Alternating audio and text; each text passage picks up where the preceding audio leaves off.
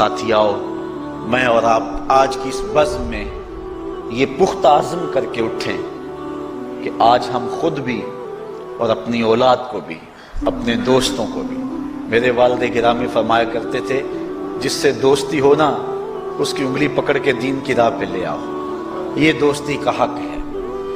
اس کے لیے آپ بہت کچھ کرتے ہیں لیکن اگر اس کو دین نہیں دیا تو کچھ بھی نہیں دیا۔ کوشش کرو میرا دوست ہو اور جہنم میں جائے۔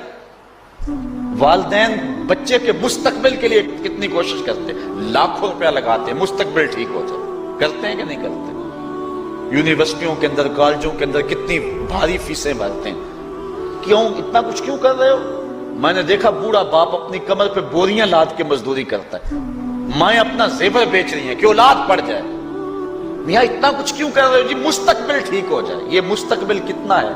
20-25 سال کا، اور جو اصل مستقبل ہے اس کی فکر ہی نہیں کسی کو۔ اصل مستقبل تو وہ ہے، اللہ اکبر، بیرون ملک جائے بیٹا تو ماں کہتی ہے بس دعا کرو کہ میرا بیٹا خیریت سے پہنچ جائے۔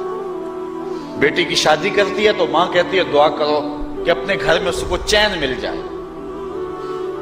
کسی کا انٹرویو ہوتا ہے، لوگ کہتے ہیں جناب دعا کرو کہ اس انٹرویو میں وہ کامیابی سے گزر جائے۔ میں کہتا ہوں جب قبر میں اترتا ہے پھر کسی نے آ کر کبھی نہیں کہا کہ دعا کرو مشکل گھڑی آ گئی ہے خیریت سے گزر جائے۔ اصل امتحان تو یہ ہے، اگر اس امتحان سے گزر گیا تو کامیابی اور بامرادی۔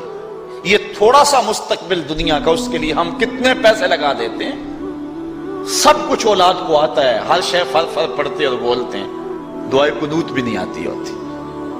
تو ہم اپنی اولاد کے لیے دین کا تحفہ اس کو کبھی نہ چھوڑیں۔ اللہ اکبر، کوشش کریں، محنت کریں۔ حضور نبی رحمت صلی اللہ علیہ وآلہ وسلم نے ان بد عمل واعظین کی بات بھی کی ہے کہ جو لوگوں کو نیکی کا حکم دیتے ہیں اور خود اس پہ عمل نہیں کرتے۔ آج ہمارے کچھ واعظین لوگوں کو تو واعظ و تلقین اور نصیحت کرتے ہیں اور خود نماز میں سخت سستی کا ارتکاب کرتے ہیں، اور جس سے قوم کے اندر نماز میں سستی عملاً پیدا ہو جاتی ہے۔ کوئی عرس کی تقریب ہو، کوئی محفل نعت ہو، کوئی جلسہ ہو، کوئی شادی کی تقریب ہو، نماز کے وقت کا پورا پورا خیال رکھا کریں اور اس بات کا لحاظ رکھا کریں۔ بلکہ ہمارے ہاں ایک عجیب سا فیشن ہے اور عجیب سی بات ہے، میں بڑا حیران ہوا کرتا ہوں کہ عشاء کے بعد جب جلسے ہوتے ہیں نا ہمارے مساجد کے اندر، تو مغرب سے اعلان شروع ہو جاتا ہے آج رات فلاں صاحب خطاب فرمائیں گے، اور پھر جب نماز عشاء ہوتی ہے تو ہمارا نقیب محفل کھولتا ہے لاؤڈ سپیکر اور وہ اعلان کرتا ہے حضرات جماعت ہو چکی ہے، اب مسجد میں آ جائیں۔ یعنی یہ نماز کو ہلکا کرنے والی بات ہے۔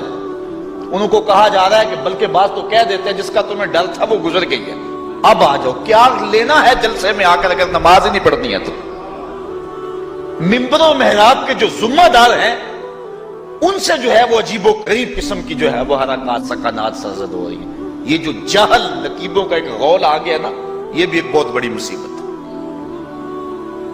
ایک تو بے تحاشا القاب، دوسرا دین کی روح سے ناشنائی۔ وہ کسی نے کہا تھا نا کہ پہلے حضرت غوث پاک ولی بناتے تھے، چور سے کتب بناتے تھے، آج کل ہم بناتے ہیں۔ کہا تم کیسے؟ کہا ہمیں پتا ہوتا ہے یہ چور بیٹھا ہوا ہے، کہتے ہیں غوث زمان اور کتب دوران۔ بے تحاشا اور بے تکا انداز، اور پھر دین کی روح سے یہ ناشنائی کہ باقاعدہ اعلان ہوتا ہے جناب جماعت ہو چکی اب تو آ جاؤ۔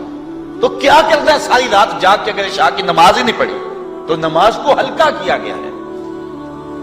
اسی طرح جلسہ لمبا ہو رہا ہے اور نماز کا وقت سکڑ رہا ہے۔ ان چیزوں کا التزام کرنا ہے، ہم نے کوشش کرنی ہے۔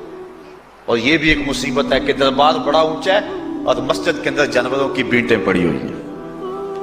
حیثیت تو مسجد کی ہے، دربار کی تو ثانوی حیثیت ہے۔ دربار پہ 3 کروڑ روپیہ لگا ہوا ہے اور مسجد میں چٹائیاں بھی موجود نہیں۔ اپنے بھی خفا مجھ سے ہیں بیگانے بھی ناخوش، کہ زہر حلال کو کبھی کہہ نہ سکا کند، بات وہی کہتا ہوں سمجھتا ہوں جسے حق، میں ابلہ مسجد ہوں نہ تہذیب کا فرزند۔ بے تحاشا اور بے تکا انداز اور پھر دین کی روح سے یہ ناشنائی کہ باقاعدہ اعلان ہوتا ہے جناب جماعت ہو چکی اب تو آ جاؤ. تو کیا کرنا ہے ساری رات جاگ کے اگر عشاء کی نماز ہی نہیں پڑھی تو نماز کو ہلکا کیا گیا ہے.